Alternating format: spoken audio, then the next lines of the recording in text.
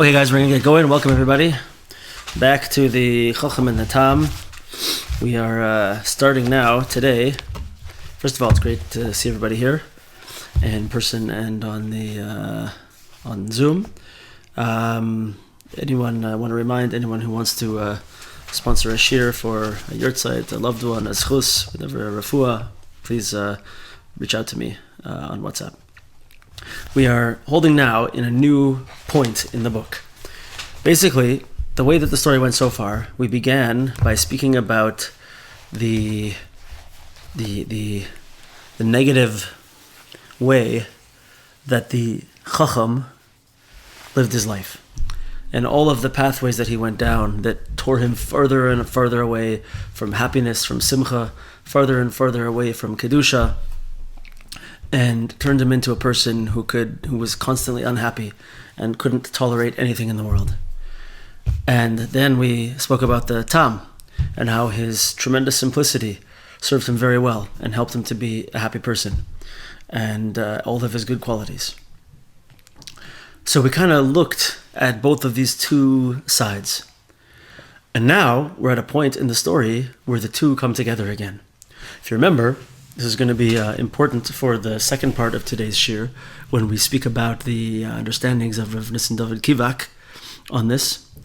But if you remember, at the beginning of the story, the Chochom and the Tam, as little children, were best friends. And they were together. And they lived in wealth, spiritual wealth, in the houses of their fathers. And they were together. And that was ideal. And then when they got older and their fathers sent them away and they began to have to be on their own, so the Tam was able to retain his connection to the houses of his father. And he was able to move forward and to build a good life and to be besimcha, to be happy, to be doing good things all the time. And the Chochom completely left his father's house behind and just began this search for glory and ego and wisdom, so that he could show everybody how brilliant he was, and it took him farther and farther away. So now, at this point of the story, they're coming back together. They're meeting again after all these years, and that's where we're at right now. So in Rabbi Arush's book, The Garden of Wisdom, we are on chapter 6, page 195.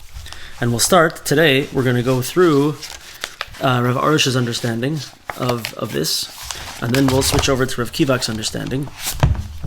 And they're very different. Very, very special, both of them, but very, very, very different. We spent a lot of time in the last couple lessons on Rav Arush and his very, very brilliant understanding of all of the aspects over here. But today we're going to get back into something very, very deep in Rav Kivak. Very, very special ideas.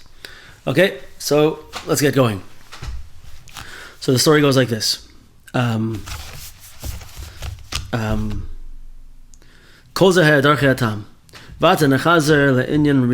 going to go back to the first inyan. But within all of this, all of a sudden there became a big noise, a big what's the word? Commotion.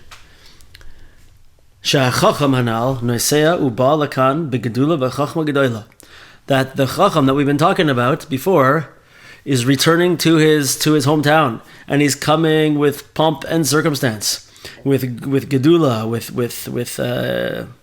greatness, status, and tremendous wisdom. He's turned his Chochmah. He's coming back to his house. He's making his grand return, you could say, right? That's what happens. And so what happens? So the simple one runs to greet him.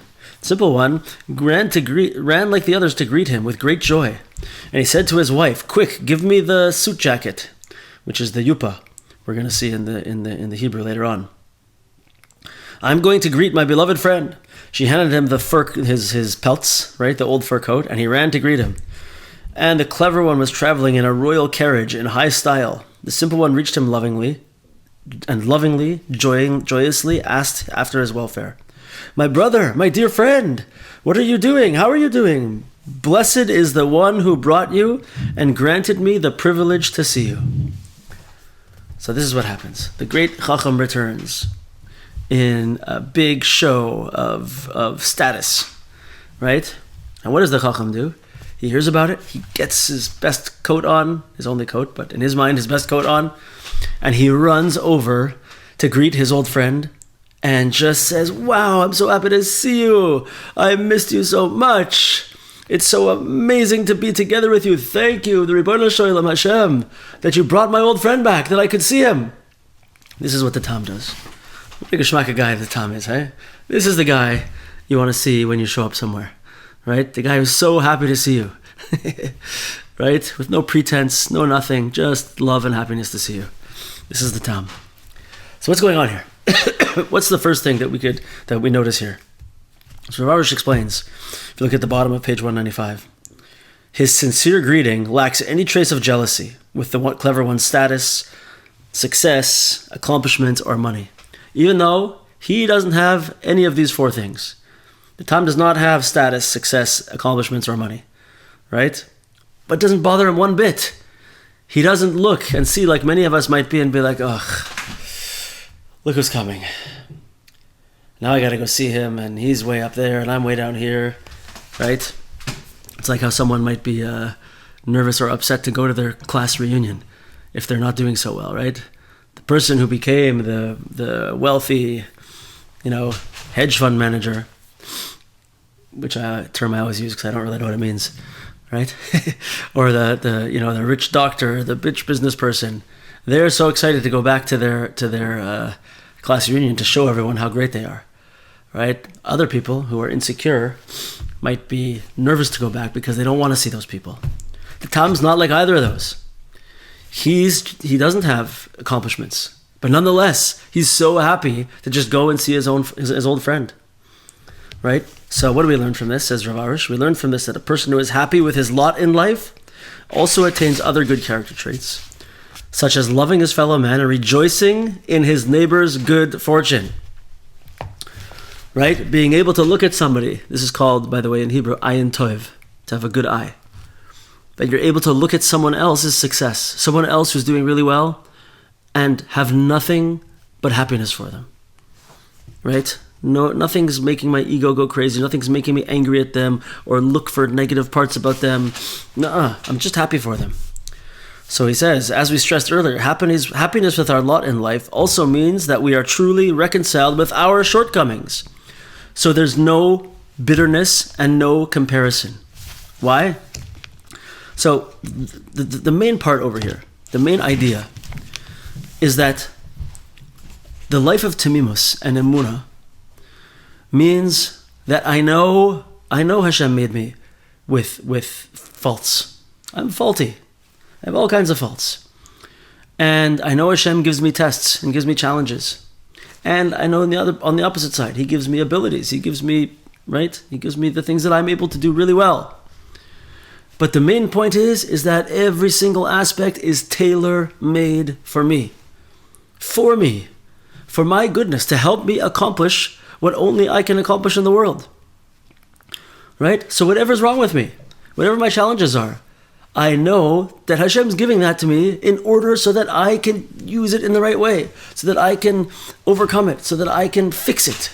That's part of my job, is to be masakin, to make a tikkun, a rectification over that thing. And it's meant for me specifically. So do I care what someone else is doing? I know that everything that I have, everything good or bad about me, is all a special gift from HaKadosh Baruch Hu to help me accomplish in the world what I'm supposed to accomplish.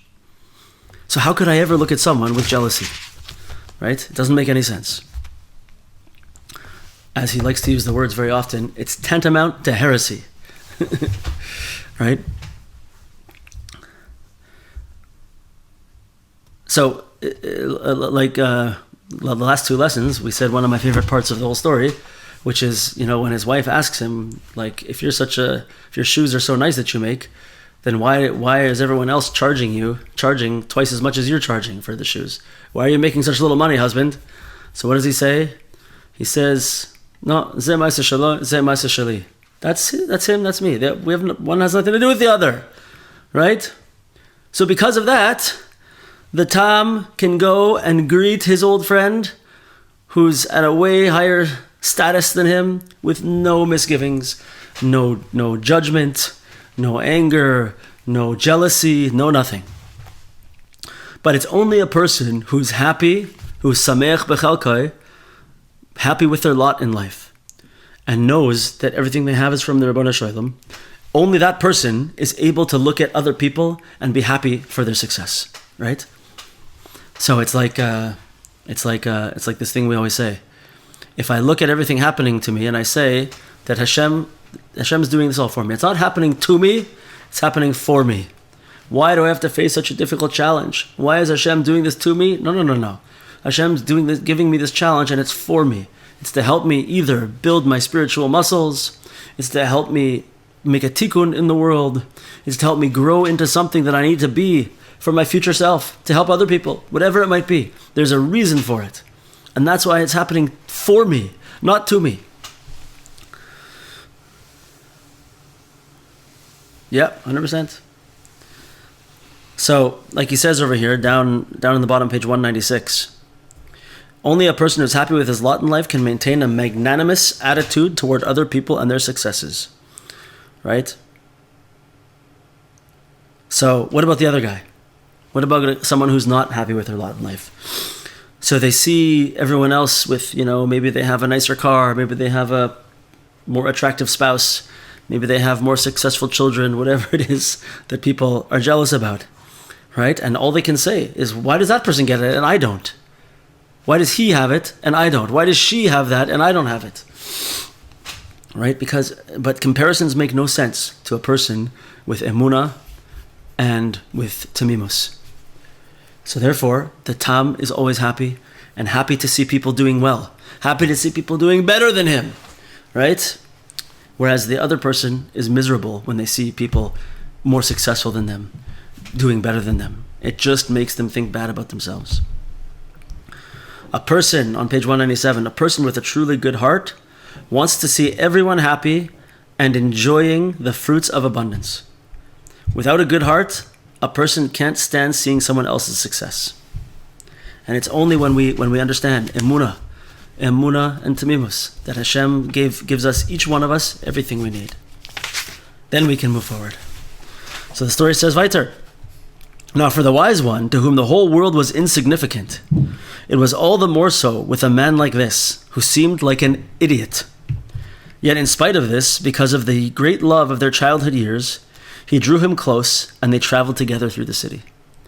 So, despite his status and his ego and his arrogance and his disdain for everybody, something about their childhood relationship clicks within him. And he remembers something sweet from that time.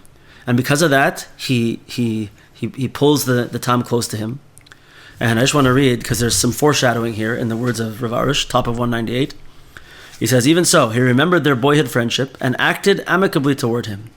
This was a point of merit that will ultimately save the clever one from oblivion. This is something that helps him. That he I'm not gonna, no spoiler alerts here. We're not saying what's gonna happen in the end. But this is something that he remembers from his childhood, the one time where he doesn't just throw out disdain and hate and how everything he looks at, he can't deal with it. He can't eat the food because it's not perfect. He can't appreciate the lodgings that he's staying in because they're not just so, right? He meets his old friend who's like the most not just so person in the world, right? And somehow he remembers something and he stays connected to him. This is his point of merit. So remember that. Okay, so let's see what Rabbi Nachman says next. And he says, the two householders mentioned at the beginning, who were the fathers of these two sons. So those two fathers, the fathers of both of them, of the Chochom and the Tam, died while the clever one was wandering through various countries, and their houses remained. The simple one, who had remained in his hometown, had moved into his father's house and inherited it. But the clever one, who had been abroad, had no one to claim it on his behalf, and it became abandoned and ruined, and nothing was left of it at all. So Rav Arush asks, what's Rabbi Nachman telling us over here? Why is he telling us about the physical houses of these two people? What does it mean? Why did the house fall apart? Just because, no one, bulldozed it over or anything. Why did it fall apart? What's pshat? So he says that really it's referring to the spiritual home that he had growing up. So we have to remember that when the way that Rabbi Nachman portrays this story, in the beginning, the boys lived in a state of spiritual wealth. They had fathers. They had a household, an ancestral household, where that was full of beauty, that was full of spiritual beauty, and that gave them a beautiful life and happiness. And one was able to be a tam, and one was able to be a chochom. And they were happy together. And we're going to see in Rav Kivak that in a time of spiritual wealth, when things are done the right way, tamimus and chachma go hand in hand. It's not that you have to be only a tam, and we're not looking for wisdom. We're not looking to know deep things. It's not what it's about. As we know, like we like to say, Jews are always looking for wisdom, and we're learning deep things. And we have so many books, and so much wisdom, and so many Nobel Prizes, right? Like wherever you look, Jews for sure are not against wisdom, right? It's just that it has to be together with tamimus, hand in hand. That's how they grew up. So what happened when the fathers died? So the tam inherited the house of his father. He took that spiritual wealth. He took that wisdom, that way to live that brings kedusha, holiness, and brings simcha, happiness, and he used it to begin to build a life. And this is the place where he starts. And he starts building and building and building. And what happened to the Chochom shows exactly what's happening in his life. He left his father's house behind. He left his ancestral spiritual home behind. And he allowed it to crumble and fall and become nothing. And because of this, when he comes back now to his hometown, while the tam is beginning to build and grow, he's beginning to crumble and fall. The tam inherited a house and built on it, up. He was not able to inherit the house, and it became destroyed, down. It's the continued path of the Chacham and the tam. He says over here, in his arrogance, the clever one didn't think that the previous generations had anything worth learning and preserving.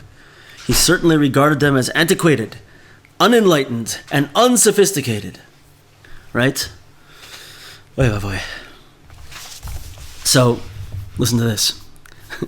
He looked at the spiritual inheritance that he had from his father and his ancestors as being antiquated, unenlightened. And he decided to leave it behind. This is not for me. These people, they don't know what they're talking about.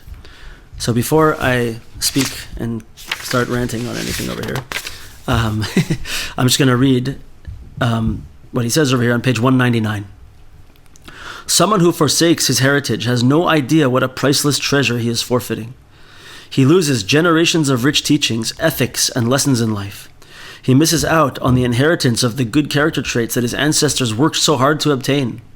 He loses not only the family tradition, but the accumulated spiritual merit of all previous generations. Rightfully so, for he has severed himself from them. So this hurts a little bit, this statement, I got to tell you, because we can see it so clearly, in our time. People don't realize what the gifts that our ancestors have given us, and the time that it took to build up a certain level of morality in the world. They say this line that the Western society is built on Judeo-Christian morals, right? We take it for granted that things that are just obvious, that murder is wrong, right? That, human sacrifice is wrong, that rape is wrong, that Yeah, polygamy, monogamy, I'm not sure about that one. We could go either way there, right? but all of these things that we have, that we think of as just as normal Western morals, they have a history. They were built on something. And that's just the very tip of the iceberg. Anyone who studies the wealth of wisdom and morality, character building aspects, the beautiful aspects of kindness and standing strong morally, and community building, and the care and importance of family, the tremendous value of human life. All of these things were built, building block after building block, from our history. We have such an incredible, rich, amazing, inspiring, powerful history. And you see sometimes nowadays that it appears that people are just picking morals out of nowhere. Instead of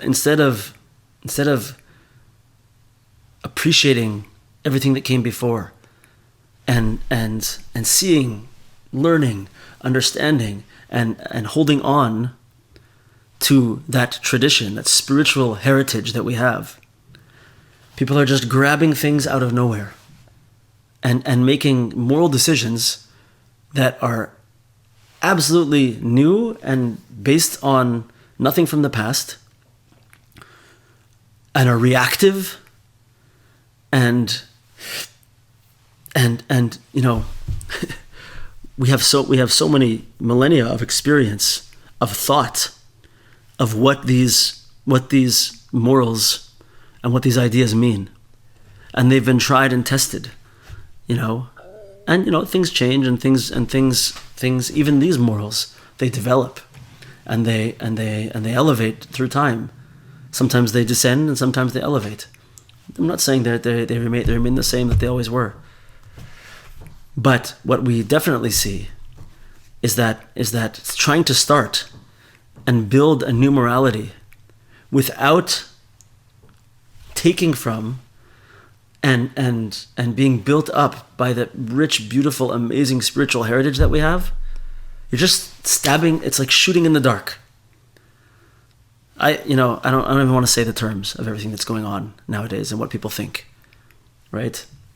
But you know what I'm talking about. All these crazy, absolutely brand new things that didn't exist before a decade ago, right? That are now in the world. Certain people will say, if you don't believe in this, then you are a terrible person, and you don't deserve to be heard, and you don't deserve a voice, and there's something wrong with you, and that's it. Even though we may be coming with millennia of built wisdom and morality, and step after step after step, and prayer after prayer after prayer, and people every generation literally giving up their lives rather than letting go of the beauty of such a spiritual heritage. To just shoot in the dark and make things up that are insane sometimes, right? This is where we find ourselves. This is the difference over here between the Chochom and the Tam in one very big way. The Tam moved into his father's house, and in his simplicity, he kept it and he built it, and it's now the beginning of his upward rise to greatness. And the Chochom, who ran away from his father's house, ran away from his spiritual heritage, that place, that spiritual homeland, that house where he grew up in his father's house, crumbles to the ground, and he comes back to that place with nothing, and he's sinking lower and lower and lower.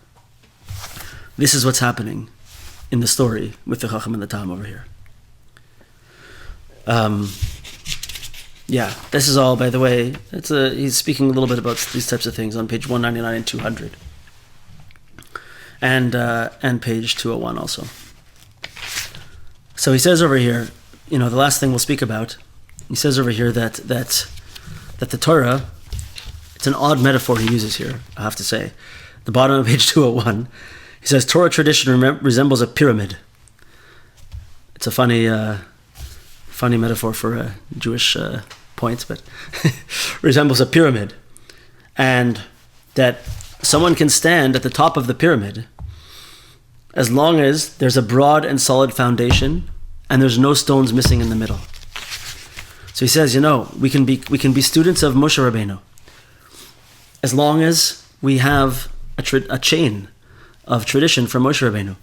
We can try to be students of Rabbi Nachman as long as we continue to learn from the transmitters of his Torah, from those people who were in the middle generations, right?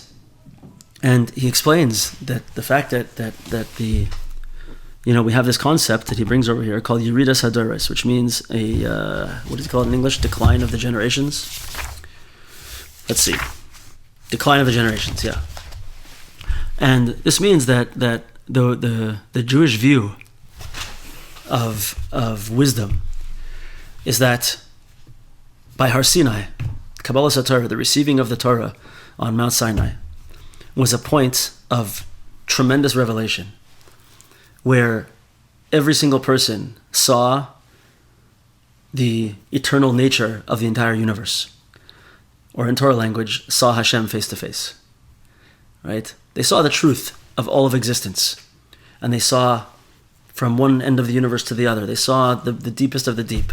The seven heavens opened up, and they saw literally, if I could translate this in a more new wavy kind of thing, right? All of the heavens opened up, and they saw the oneness of the universe. That's what they saw. Or in Jewish language, the seven heavens parted, and they saw clearly Ein Od Milvado. There's nothing else but Hashem. It's the same thing, just in two different languages, right? This is what they saw. And that was the clearest, most sharp wisdom that ever existed. And Moshe Rabbeinu was the pinnacle of it. And every generation afterwards, we get further and further away from that. And every generation, as we move farther away from that, the wisdom is lessened in the world. And we know that, like, he brings over here, like, tremendous things about the rabbis of the Gemara called the Amoraim. That in order to be one of the Amoraim, you had to know all of Torah Shebaal Peh, completely. Like, no, it's nothing. To know everything perfectly off by heart at your fingertips. Each one of these Amoraim they were Balei Moifis. They were able to do amazing things in the world. Each one of them was able to be Mechayim Esim, was able to bring people back to life. They were on such a spiritual level, such a level of knowledge and wisdom, and miracles happened with them. Amazing things. And that was, they considered themselves to be nothing compared to the generations before them. Even the Tanaim, just the immediate generations before them. Moshe Rabbeinu, the Dor Deah, the generation that stood at Har Sinai, they considered themselves to be nothing compared to that. And every generation since then, we've lost more and more and more till we get to our generation, which is, we try. But we can see, how can we not attach ourselves to the wisdom of these previous generations? Try to connect to these people who were giants of spirituality, giants of wisdom, right? And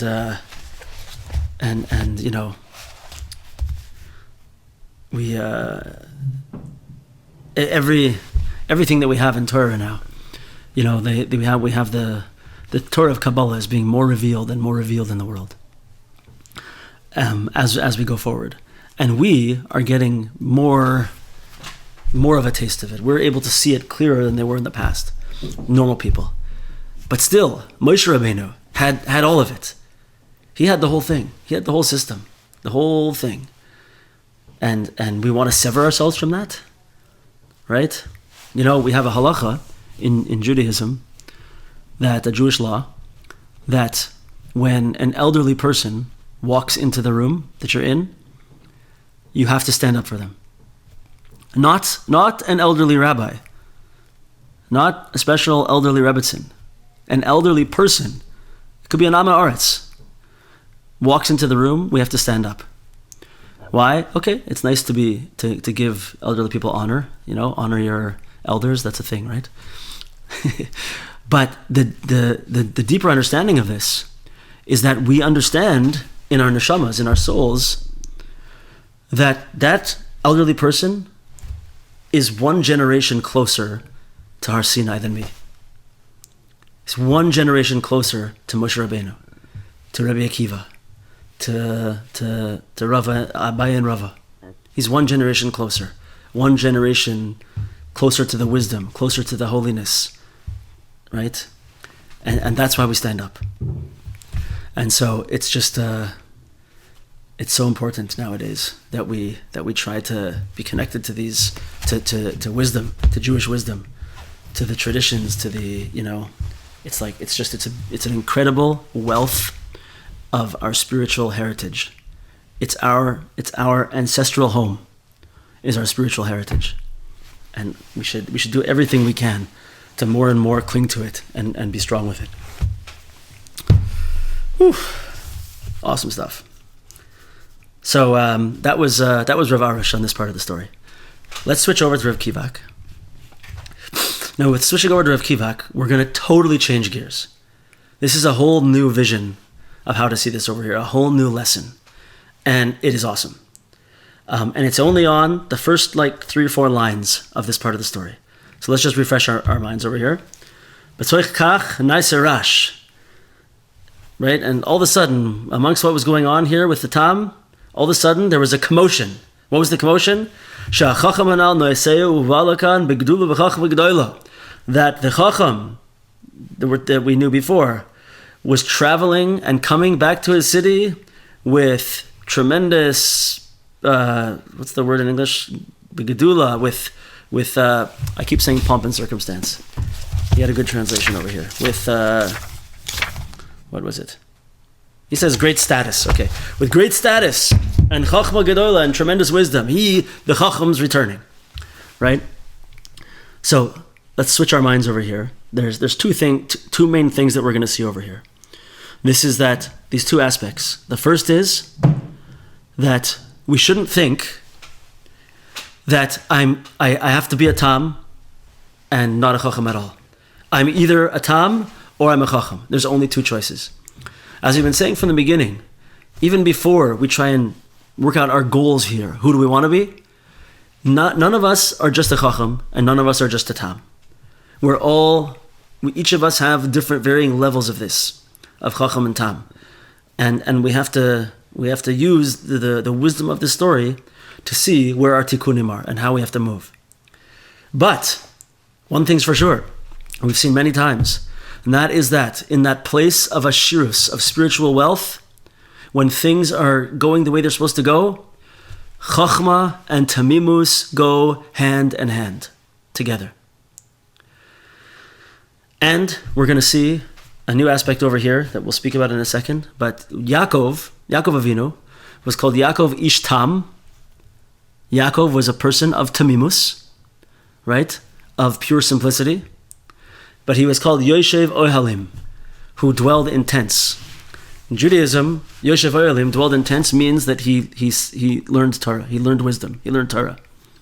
So what are the tents? It's Ohalim, it's 2, it's plural. What are the 2 tents? We're going to see that there's 2 tents here. I'm not going to say what they are yet, we're going to see.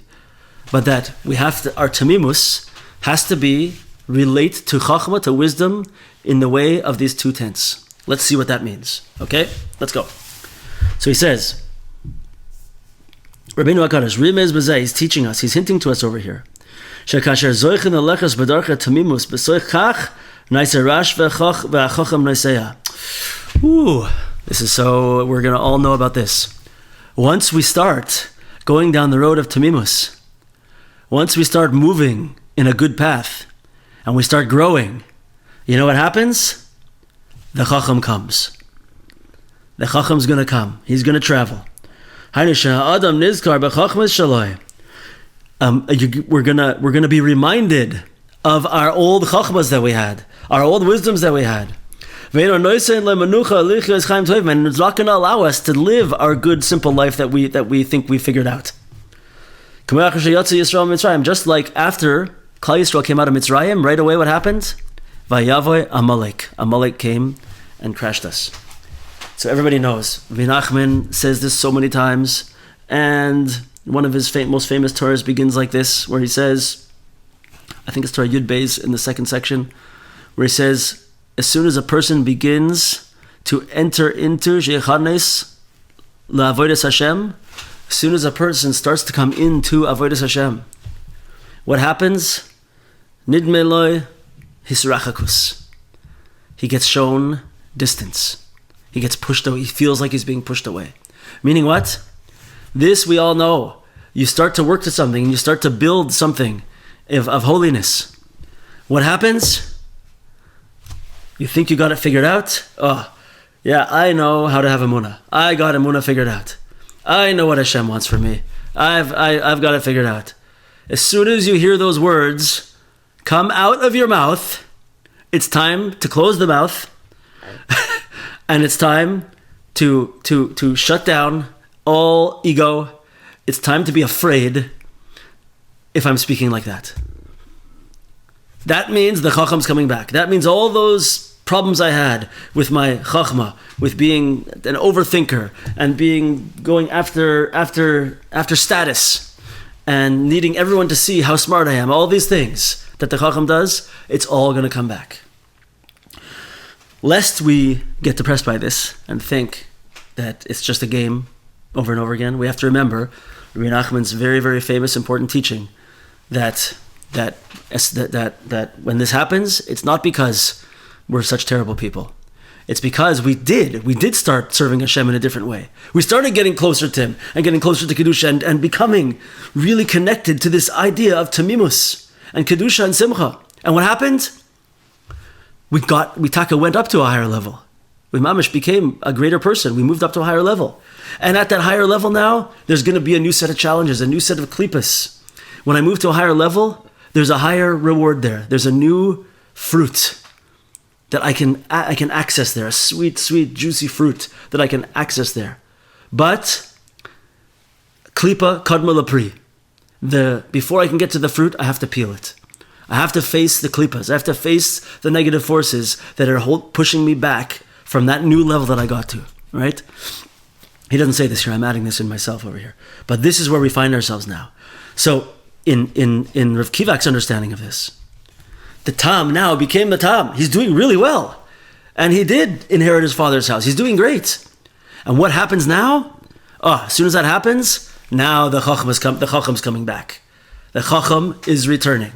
You left the Chachma away and you became a Tam, a holy person? The Chocham's coming back now. So the Chocham comes back. That's where we are. And so he says, V'rash. Rash is the word, Resh Ayin Shin, that means noise. The letters of the word Rash make two other meanings also. They also spell the word Rasha, which means evil. It means a person who does bad things. Right? What does that mean? It means all those things that I was pogim in the past, all those blemishes I made, are coming back to me now for a tikkun. I got to a higher level, great. Now you got to fix up some things. Now those things are going to come and you're going to have an opportunity to make a tikkun, to make a rectification on those things. That's the first thing. And the second thing is the letters, Resh, Ayin, Shin, spelled, rearranged, make the word Eser, which means 10, referring to the Eser Sfiros. The Eser Sfiros, the 10 emanations of my personal existence that have fallen now. They're coming back to be raised back up again, to have a tikkun. All those things that I did in the past, I caused the spheres to fall into dirt. And now I pulled myself up. I got to a place. You know what's going to happen now? Those spheres are coming and saying, take me with you, make a tikkun. Right? We have an opportunity to repair things. And that's another aspect of what's pulling us at this point. He says, Eser spheres, shenaflu ayadei rishusai. V'atahem boim lehistakein ba'adam. Sorry, this not came, but Adam. And they're coming up and they're making noise and they're crying to us. Fix me up, take me with you.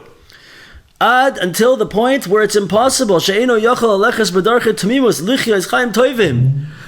be b'tamimus anymore. All of these old habits, negative forces, klipas of my new level, are coming now. And trying to stop the spiritual growth. And how does it look in practicality? My desire for unhealthy wisdom, for toxic wisdom, is reawakened. That's how it feels to me in this world on this level. Upstairs, it's because there's a new madrega, and there's a new klipa, and a new pri that I have to go through, a new shell, and a new fruit that I can reach. There's new tikkunim that can happen over here. That's what's happening in the Kabbalistic realms. But to me, it just feels like my ego's up again. I feel the need to show other people that I'm smarter. I'm jealous of other people again. All of these negative wisdoms are coming back. Chachmas chitzonius. My worry that maybe I'm not being the wise person that I should be. Is my simplicity really making me stupid? Are all these other people right? Maybe I do have to constantly be on the internet and figuring out all these things and going down all these rabbit holes and being sucked into this. So I see news flows nonstop, 24/7. Maybe that's what I have to do, right? That's it, right? And it's waking up in me again. This is how it feels to me when these spiritual rectifications are coming to take place. And it's an amazing place to be. But this is what it is. He uses, by the way, I just put a word in quotes here. Let's say, megehenem hachachmos. Because it's bedavka after we've begun to leave this place and make an awakening and leave those negative places. What does he call the negative places? What does he call that terrible place where we were? Gehenem hachachmos. The hell of toxic wisdom. That place where I'm always jealous, where I'm always afraid, where I'm always trying to show that I'm trying to make people see my greatness, and I'm never happy for other people, right? This is the Gehenna HaChachmas. This is the hell of toxic wisdom. Whew. So what's happening then? What's happening now? What's happening in the story where this is coming to the Tam now? Because we know the Tam's the hero of the story, right? And he's not going to be broken with this. So what does he do? What's the advice that Rabbi Nachman is telling us how to deal with this? How do we deal with it when all that old baggage is coming back to bite me in a really powerful way? How do I deal with it? Says Rav Kivak, Rabbeinu Masaper Kol Zois. Rabbi Nachman is teaching all of this to us. So that we can be a Tam. We can begin to be a Tam, person of Timus, of simplicity. Yaakov, Ish Tam, Yoshev Oyelim. Yaakov Avinu, our father Yaakov, who was called Ish Tam, who was called a Tam, who dwelled in tents. Trei Oyelim. A person needs 2 tents. We have to go out from the oil of Tamimus into the oil of Chochmah. We have to be able, in other words, we have to be able to exist with Tamimus and Chochmah and figure out how to deal with both of them. We have to be able to deal with both of them. Tamimus, we're seeing for the first time here, doesn't just mean, like we said sometimes before, that I'm just blocking myself off from everything. Right? We'll see that it does mean that, really. Right? Remember what I said before? Like, I don't care if people think I'm crazy. I'm saying, and people are going to say to me, what, so you're just not going to know everything that's going on? Correct. I'm not going to know everything that's going on. You're not going to see what all of this, all of these things are happening on the internet and in the world and all these details and what's going on in this country and this country. Correct. I am not going to know all that. I'm not going to know it. Am I blocking myself off? Am I completely turning a blind eye? Yes, I am. That's what I'm doing. but I have to still interact with it. It's still going to come up for me. It's going to be a challenge for me. Can I hold myself back or not? What's the story? Let's hear. So how do we deal with these two tents? The tent of Tamimus and the tent of Chochmah. This is what he's telling us over here. With tremendous commotion, the Chochom comes. When we begin to taste the story of the Tam, and we see the sweetness of Tamimus, of the simplicity. And we desire, in truth, we want to just stay in this place all of our lives. We want to live in Tamimus, Pshitus and Tamimus, simplicity, holy simplicity. But when we get to that place, there's tremendous commotion. And then all those wisdoms are going to come back with great fanfare. And it's going to be a great pull for us to go to them. So what happens over here? And the Tam, he makes it over here. He knows how, he figures out how to fight against this klipa of Amalek. So we're going to, in the midst of this, we're going to hear something about Amalek. I think we've heard before, but it's important to the way he's explaining it over here. There's a crazy Medrash Tanchuma that Rashi brings down in Parshas Kiseitse by the main story of Amalek. So Parsha Zachor, which we say right before Purim, which is a mitzvah aseh d'oraisa to hear every year right before Purim. So it's the famous part about Amalek, and the Parsha says, Zachor es eis asher asalecha Amalek. Remember what Amalek did to you. B'derech b'tzeischem Mitzrayim. What Amalek did when you were coming on the road, when you were coming out from Mitzrayim. Asher korcha b'derech, that he happened upon you on the way. V'yazanev b'cha kol anecha shalim acharecha. And he went after, so v'yazanev means like tail. He went after the stragglers, right? Who the weak ones who were at the back. And you were tired and worn out, right? So Rashi brings v'yazanev b'cha. So he says makas zanav. So what did he do? What did Amalek do? Just when you're thinking about the disgusting, terrible, barbaric nature of enemies that we see nowadays, remember Amalek, and remember what they did to us. Listen to the parsha, the terrible things that they did. So what did they do? They would cut off the private parts of the men, and throw them up to Hashem, as if they were saying, your mitzvahs, this is your religion, this is your holiness.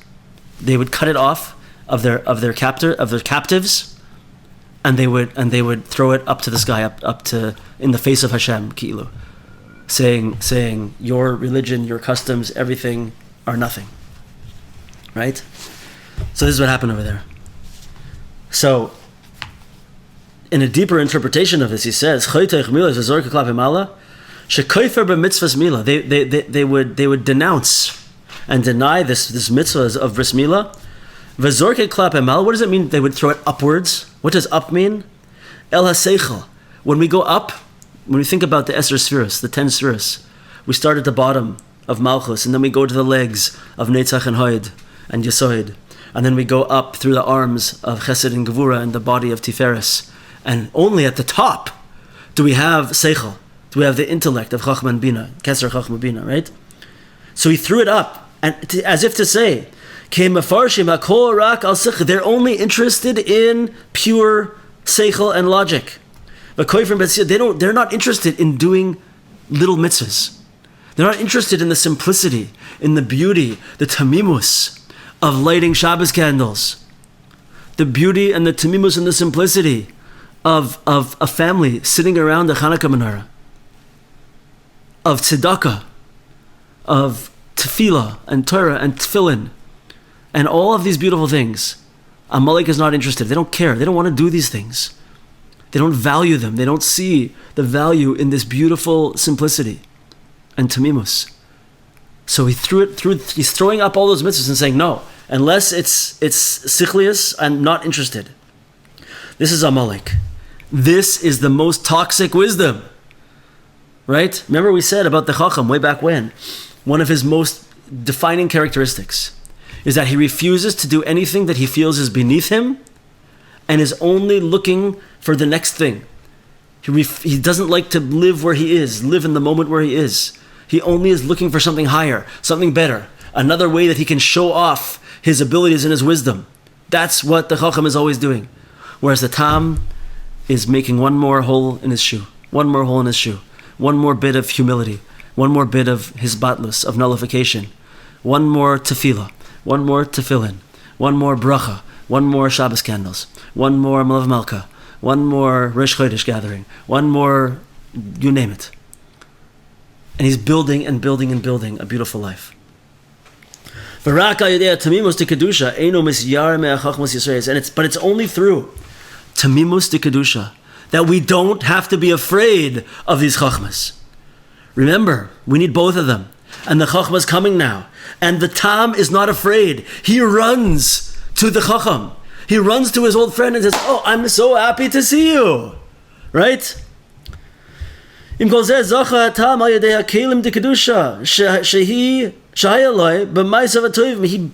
of his good deeds that he's been doing, what has he been doing this whole time? It's not just simple little acts. Every time he does one of these mitzvahs, he's building more kelim, more vessels that can hold stronger light. She'or hadas loy yeh v'chinas ribior. That. You see, we're seeing something very special here. There's an Inyan that is spoken about in all the Svarim Kedoshim, but Rabbi Nachman speaks about it also. I feel like it's a Torah in the late 40s of the first section, where he brings up the concept of ribui or. That means too much light. Too much light means or of chachma, light of wisdom that comes into me when I don't have the ability to hold it. I don't have the ability to contain it. The chacham is doing everything he can to bring in the brightest lights from the outside he can find, the biggest wisdom, the fanciest clothes, the highest paying jobs, the most status and respect. He's trying to draw all this into himself, but he doesn't have the vessels to hold it, and it shatters him and it ruins him. Mashen Kain, what do we see by the Tam? This is the whole story of the Tam. Step by step, he's making shoes. He's doing simple things. He's fixing himself, right? Remember, the shoes are made of leather. He's working the leather, the skin. He's working through his own body, his own self. He's perfecting himself, step by step, little thing by little thing, baby steps. But those baby steps are every day. Every day, simple, beautiful, wonderful things. And you know what happens when a person every single day does simple, beautiful, wonderful, good things? Those, every time I do something like that, I'm adding to my kelim. I'm adding to my vessel that's going to be able to receive light. And you know what happens to the Tam as a result of this? He continues to build a vessel to receive the light. And for him, it's not ribuyor. It's not too much light. And he grows and he grows and he grows. And what happens by the end of the story? He becomes a person of real, nurturing, good chachma. He becomes a wise person. And he becomes a leader. And how did he do that? Not by searching after the next chachma. Rather by building himself step by step, day by day. Tefillah, Torah, tefillin, tzedakah, Shabbos candles, everything over and over again. Little, simple, good things. Now he can take the light and it builds him up into something amazing. So what happened? So now he runs. V'ratz hatam gamkein likrasoi b'simcha gedola. The Tam runs to the Chacham with tremendous simcha, happiness, to greet him, right? What's going on here? So Rav Kivak asks like this. Why is it? Ma yesh leila Chacham ladur etzel Tam. Why does the Chacham come to live with the Tam? Uma Tam ratz umisasek itoy kolkach. And why is the Tam going to him and so interested in being connected to him? Right? He doesn't even have time for eating. If you remember the Tam, he has to grab a bite between his shoemaking. What, he's taking time off now to go meet this guy? What's pshat? So he says, Ela she'ein ze maspik litoy mesikus tmimus emes. It's not just enough that we taste the beauty and the sweetness of truth. It's not just enough that we begin to start and live a life of tamimus. That's not going to be it. Why? Ela ikar shleimus. What's the shleimus? That's good and it's fantastic and it's the right path to be on. But it's not the shleimus. It's not the completion. It's not the perfection yet. We haven't got to the completion of perfection yet. Why? When does that come? It only happens after the tests reintroduce themselves to us. And now that toxic wisdom and sadness is going to come back to me and test me. Because I'm going to remember my past.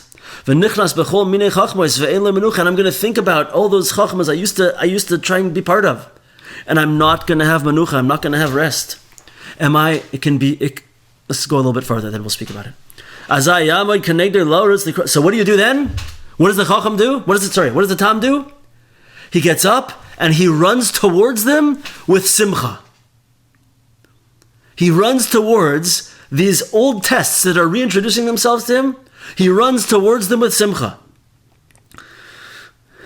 Right? I have a lot to say about that, but I want to get a little further. We don't ignore them. We don't pretend they're not there.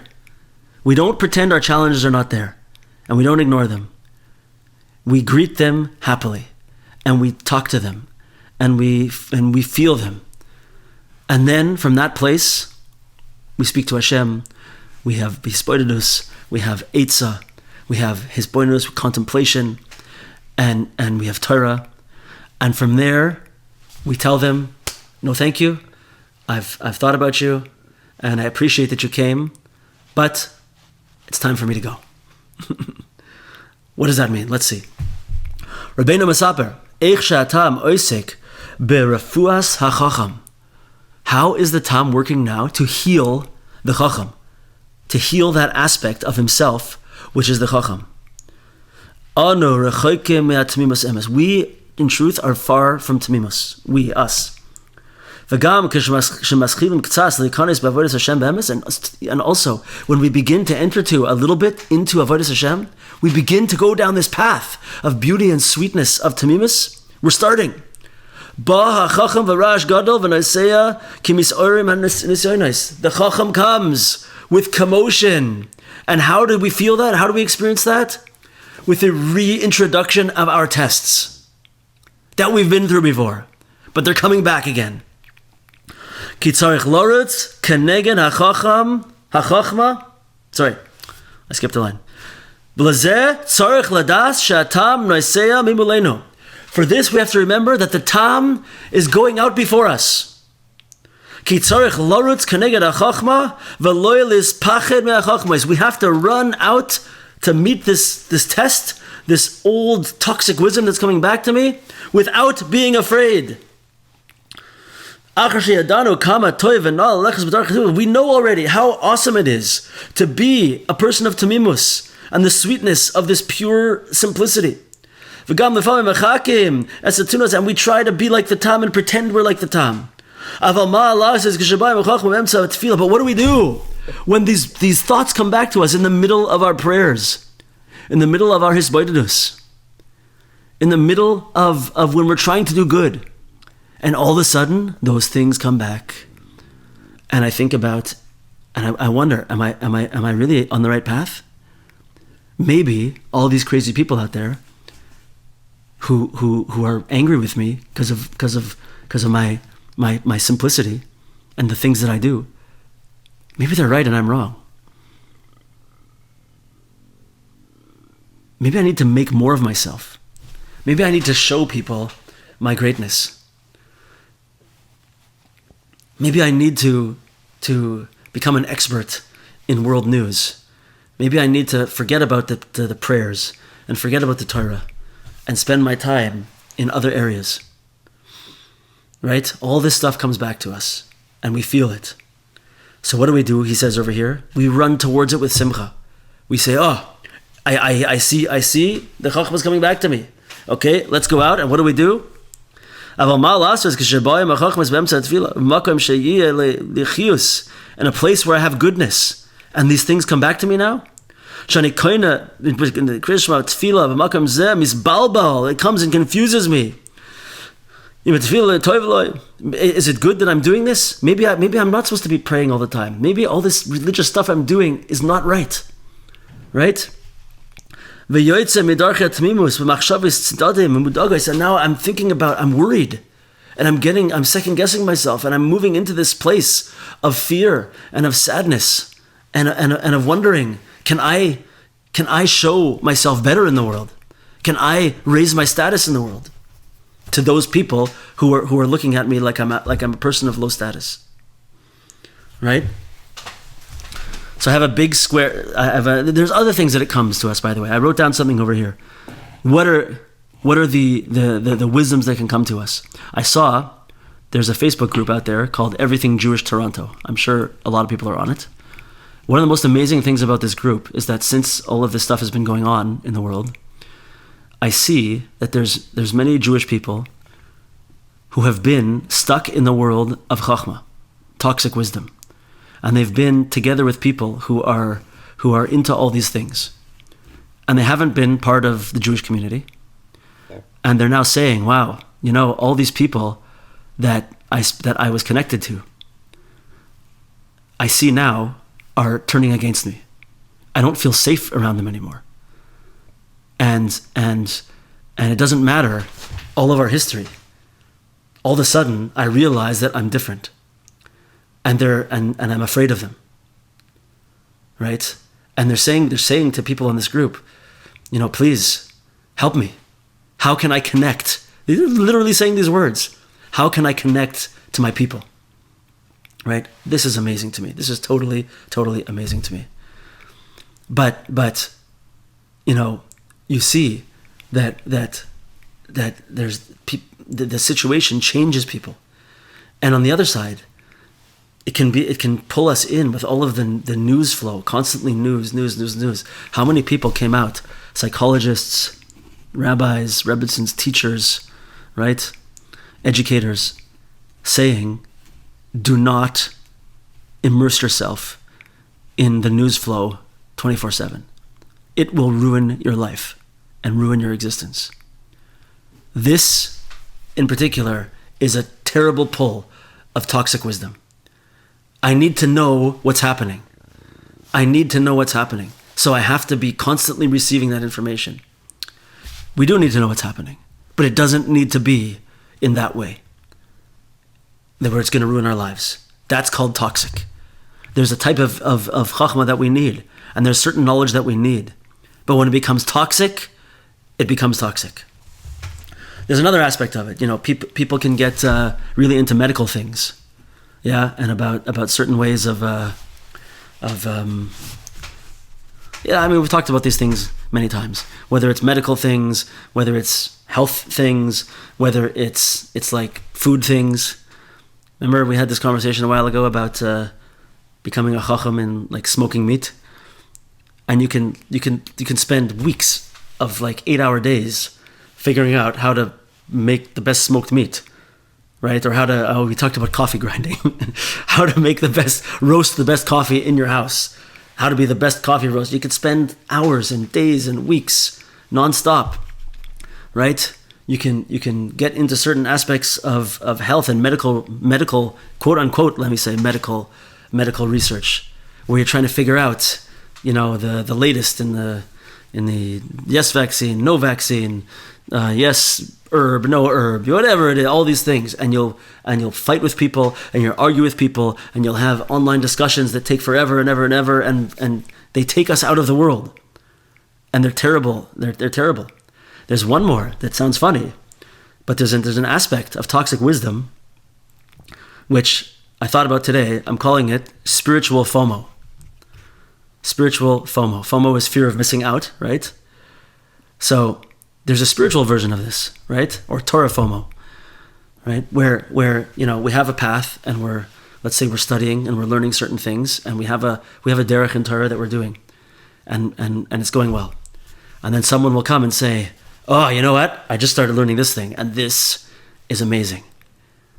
And it's so good, and you love it, and whatever. Okay? So what do? We're like, oh my gosh, I can't let that person have that wisdom, that Torah, and I don't have it.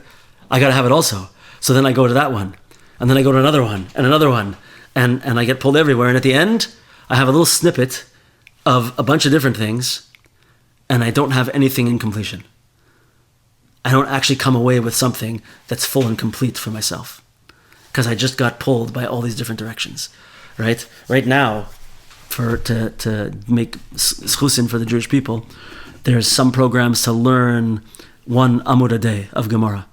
There's some programs to learn Mishnayos every day. There's some programs to, everyone says a certain Tehillim every day, right? And these things come across your table and you're like, yeah, I got to do it. How can I not do it? And it's just one thing, right? But then that one thing, and that one thing, and that one thing, and that one thing, all of a sudden you have 20 things. And at the end of the day, you committed to a bunch of things and it's too much and you don't do anything. And then they don't get done the way they were supposed to get done, right? These are also toxic wisdoms. I feel like I must insert myself into this place, right? So we're really out of time here.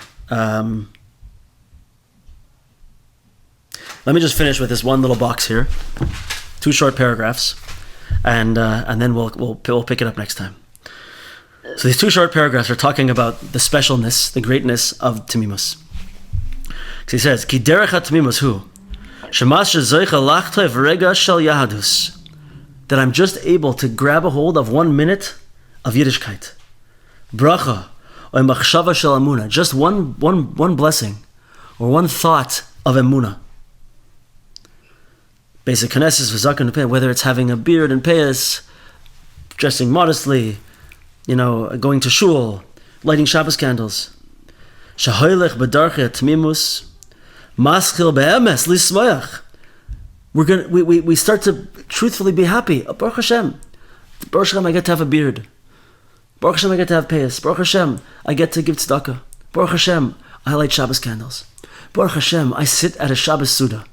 And I speak about wisdom, and I make kiddush.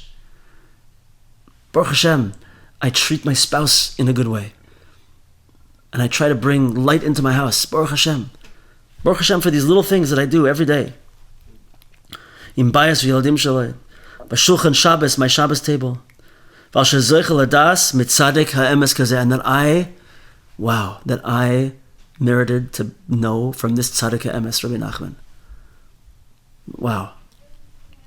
V'hoylech chetzi shah bispara zois, and so I get half an hour and I feel pride in this. V'hoy chetzi shah sha'oid his paras, and then I get another half an hour with a little bit more pride in this. V'choyshev yashar kama Hashem oyevoy soy bisparba, and then I think for a minute, wow, Hashem really loves me, and Hashem is proud of these good things that I do.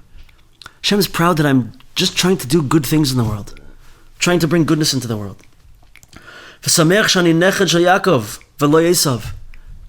I'm happy that I'm a great granddaughter, great grandson of Yaakov Avinu and not Esav. And I'm happy with all the strivings, the battles that I'm fighting. This is the thoughts of Tamimus. Shu hametzius ha'emes. It's the real, proper, main way to exist, true way to exist. Ve'ikr binyan hadas, and it's the main building of a person's das, of a person's intellect. Ve'anefesh, and a person's soul. V'hu ma shenaisa be'emes ve'efshar lichos imzeh. And this is what a person does in truth, and it's possible to live this way. Ve'efshar lichos imzeh. Just to think, we're going to get into next week, how does the Tam battle against the Chochom? How does the Tam make sure that Chochom, toxic wisdom, doesn't go into him? We're finishing off today with just such a beautiful 2 paragraphs over here. How amazing is it? How sweet is it to think about this way of living? And just being happy about doing good things whenever I can. bringing light into the world wherever I can. That Hashem likes these things that I do. Hashem knows that I'm bringing light into the world. Baruch Hashem, I'm a son of Yaakov. I'm a daughter of Rivka, and I'm bringing all those years and generations and millennia of wisdom into the world. I'm shining those lights into the world instead of anger and darkness and hate. That I know I was zeicha somehow to be connected to Tzaddik Emes and learn this beautiful Torah and share it together with everybody, and we get to experience this light together. Just this, that's it. I don't need to think about anything else. I don't need to think about my IQ. I don't need to think about my level of education. My job, is my car nice enough? Is my house nice? It doesn't matter. Just amazing that I'm able to be part of this amazing spiritual heritage. This is a shtickle tamimus. And Emir Hashem we'll see how with that tamimus in our back pocket, with that tamimus strong within us, I can stand up to that chochmah, that toxic wisdom, with no fear, and I can cast it aside with tremendous ease. And we'll begin to learn how to do that next week, Emir Hashem. Any questions or comments, guys? Rabbi, forgive me, I haven't been with this group for long. You use the word toxic wisdom. I understand Chachma is wisdom, but I'm struggling to try and understand coffee grinding. Me understanding how to coffee grind to perfection, or me watching the news of what's going down. Yeah. That there's what is the wisdom that's embedded in it?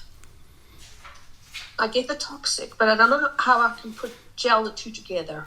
Yeah, I mean, toxic wisdom, it doesn't mean that there's something toxic with some actual deep wisdom in it.